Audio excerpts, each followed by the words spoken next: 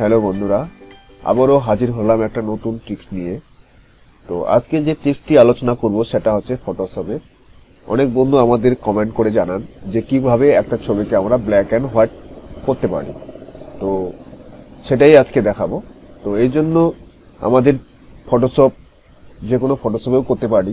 তো আমাদের এখানে ফটোশপ সিএস আছে, CS6। তো আমার এখানে একটা ফটো অলরেডি নেওয়া আছে। এই ফটোটাকে কিভাবে ব্ল্যাক অ্যান্ড হোয়াইট করবো সেটাই এবার দেখছি। তো এই জন্য প্রথমে যেটা করতে হবে আমাদের, এটা হচ্ছে মেনুবারের যে লেয়ার, যে আমাদের মেনুটা আছে, এই লেয়ার যে অপশনটা আছে, মানে লেয়ার মেনু থেকে এবার কি করব, লেয়ারতে এখানে ক্লিক করব। ক্লিক করার পরে আমরা নিচের দিকে আসবো, একটু আসলেই দেখতে পাবো নিউ অ্যাডজাস্টমেন্ট লেয়ার। এই নিউ অ্যাডজাস্টমেন্ট লেয়ারে আমরা এবার ক্লিক করব। ক্লিক করার পরে বা এখানে মাউসটা নিয়ে আসলে আমাদের যে সাব মেনু আছে সেটা খুলে যাচ্ছে, না ক্লিক করলেও হবে। তো এবার আমরা এখান থেকে নিচের দিকে যাচ্ছি, যে এখানে লেখা আছে ব্ল্যাক অ্যান্ড হোয়াইট। এই ব্ল্যাক অ্যান্ড হোয়াইট এবার কি করব, ক্লিক করব। ক্লিক করা হলো, এখানে আমাদের একটা নিউ লেয়ার চলে আসছে, দেখাচ্ছে এই নিউ লেয়ারের প্রপার্টিস। তো এখানে যা আছে এখান থেকে আমরা এটা চেঞ্জ করতে পারি, যে ব্ল্যাক অ্যান্ড হোয়াইট 1 দেখাচ্ছে। এটা যদি না হয় নিজে কিবোর্ড থেকে টাইপ করে দিতে পারি। তো আমরা কিছু করলাম না, এটাতে ওকে করে দিলাম, করা হলো।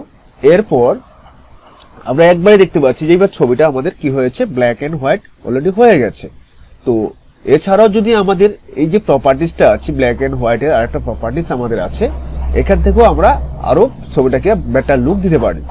তো আমরা এখানে দেখতে পাচ্ছি প্রথমে যে রেডটা আছে, রেডটাকে যদি এদিক ওদিক নিয়ে দেখি তাহলে দেখতে পাচ্ছি যে ছবিটার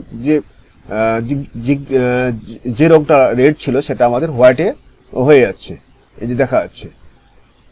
আচ্ছা, এরপর ইয়েলোর যে কালারটা আছে যদি আরো হোয়াইট করতে চাই তাহলে এই যে হোয়াইট হচ্ছে। তারপর গ্রিন, এভাবে গ্রিনটাকে যদি আমরা ব্ল্যাক করতে চাই তাহলে এইদিকে বা দিকে যাচ্ছি, এই যে এইভাবে করতে পারছি আমরা। তো যেভাবে ছবিটাকে বেটার করা যায় আমরা এই অপশনগুলো থেকে সরিয়ে এদিক ওদিক করতে পারবো। এখানে ব্লুটা আছে, দেখতে পাচ্ছেন আপনারা, এদিকে যদি সরালে আমাদের ব্লুটা ডিপ হয়ে যাচ্ছে, এদিকে বা দিকে নিয়ে আসলে আবার এদিকে নিয়ে গেলে সাদা হয়ে যাচ্ছে। তো তো এভাবে আমরা কি করতে পারছি, ছবিটাকে কালার লুক দিতে পারছি, এই কালার থেকে ব্ল্যাক অ্যান্ড হোয়াইট করতে পারছি। তো এটা আমাদের ছিল, এটা ছিল আমাদের আগের লুক। এবার পরের যেটা লুক হলো এই যে এটা।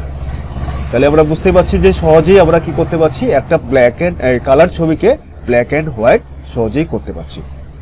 তাহলে বন্ধুরা এখানেই, যদি ভালো লাগে অবশ্যই আমাদের চ্যানেলটাকে সাবস্ক্রাইব এবং লাইক করতে ভুলবেন না। ধন্যবাদ।